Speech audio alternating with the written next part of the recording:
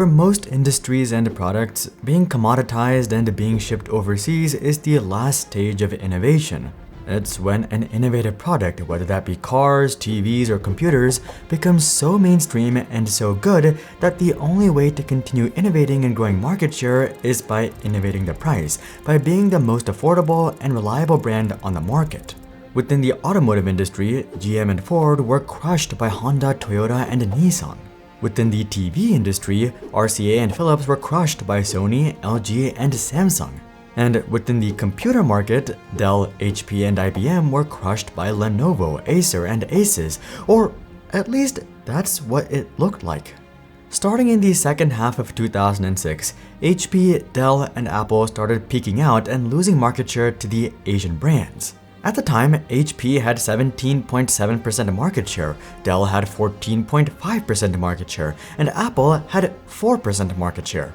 Over the next 5 years, however, HP's market share would drop to 16.2%, Dell's market share would drop to 10.9%, and Apple was no longer even part of the top 5.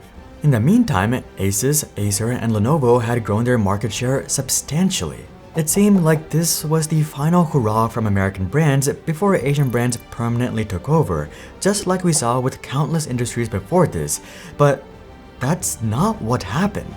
Over the next decade, American computer brands would make one of the strongest comebacks we've ever seen. HP's market share would grow to 21.4%, Dell's market share would grow to 15.2%, and Apple's market share would grow to 10.1%. Together, they control a whopping 46.7% of the global computer market. For perspective, they only controlled 36.2% back in late 2006 and only about 30% back in 2011.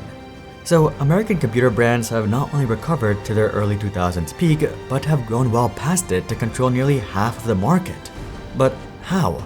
How were these American computer brands able to buck the trend and successfully compete against the Asian brands? Well, let's find out.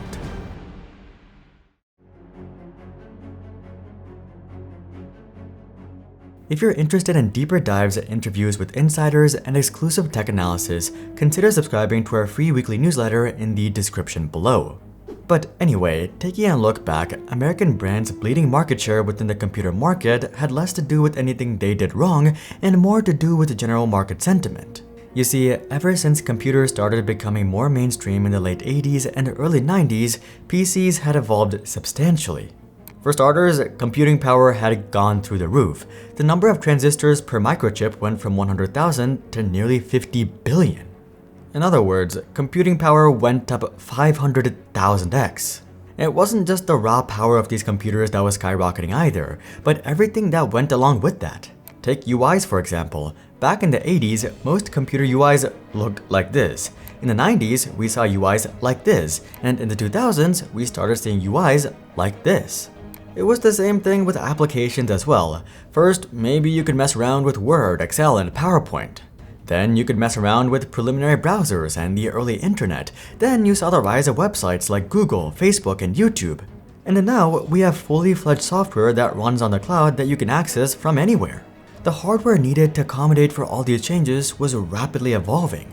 You needed more capable Ethernet hardware, you needed a floppy disk reader, you needed a CD drive, you needed USB ports, and so on. The rate of innovation within the computer industry throughout the 80s, 90s, and 2000s was unprecedented. And while this was a great testament to what humans could accomplish in tech, it was also rather exhausting for consumers. Every 2 years, everything about their computers was completely outdated. Whether it be its speed, its UI, its capabilities, or its I/O. So naturally, people started viewing computers as a disposable good, something that didn't last long and constantly needed to be replaced. This consumer exhaustion is what gave rise to the Asian computer brands and what allowed them to thrive. When you had to replace your computer every 2 years, it was a no-brainer to get the cheapest one on the market. But moving into the 2010s, everything about computers changed, or rather, everything stopped changing.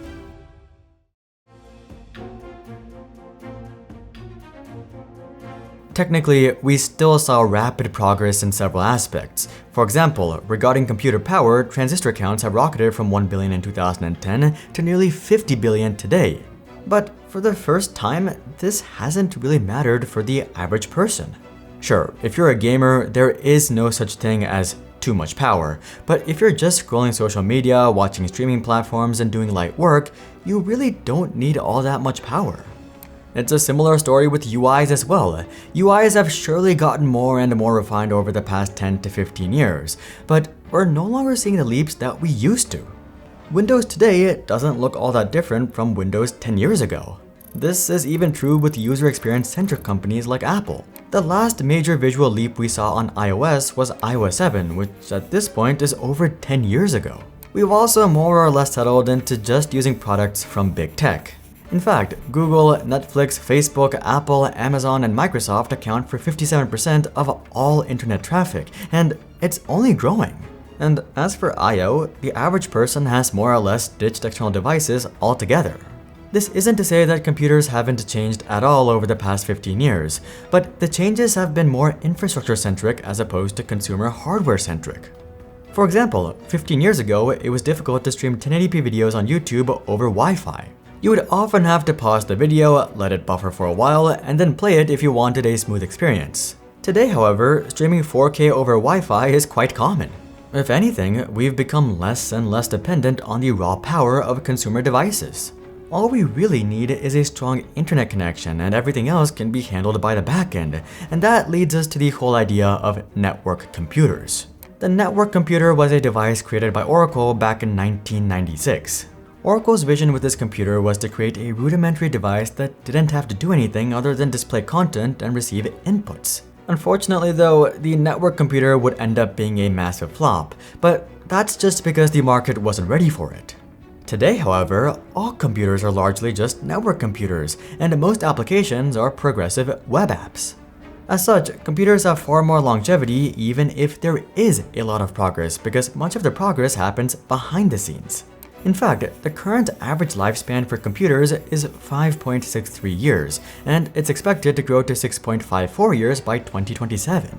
So consumers are much more willing to invest in a better computer as it will actually last for several years, and their annual computer budget doesn't even need to increase. For example, let's say the average person is willing to spend $500 on computers every 2 years. If you're replacing your computer every 2 years, this limits your per computer budget to $500. In other words, you can only afford an entry-level Dell or an Asian option. But if you only have to replace your computer every 6 years, your per computer budget suddenly goes up to $1,500, allowing you to afford a higher-end Dell or a MacBook. Zooming out, this is exactly what the data shows us. Global computer shipments have been falling off a cliff ever since the late 2000s, not because people don't use computers, but because they don't upgrade as often.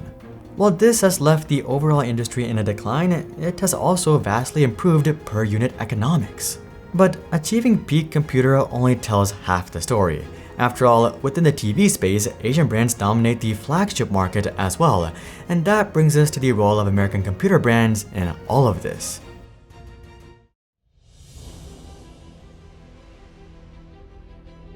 So far, we've primarily been discussing the general dynamics and consumer sentiment within the computer industry. At first, consumers got exhausted from having to buy new computers all the time, so they moved to cheaper Asian brands. As computers became more long-lasting, however, consumers moved back to American brands. But it wasn't as simple as just that, because American computer brands played quite an active role in all of this. You see, going into the late 2000s and early 2010s, both HP and Dell immediately realized that the computer market was getting commoditized. When IBM had the same realization back in the 90s with the desktop computers, they simply decided to exit the business altogether. But HP and Dell had a different solution. Instead of raising the white flag, they decided to get into the trenches and fight.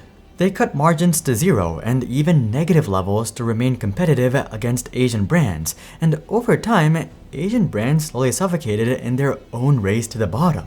Here's the thing, no one actually liked these Asian brands, other than maybe Lenovo, but they're not even an Asian brand. The ThinkPad is an IBM brand that was simply made cheaper by Lenovo. When it comes to brands like Acer though, consumer sentiment is pretty bad. In fact, I recently made a video about the downfall of Acer, and while there were some positive comments about Acer's higher-end lineups like the Predator series, most of the comments were overwhelmingly against Acer. This made it abundantly clear that the only reason that people bought Asian computers was purely due to price.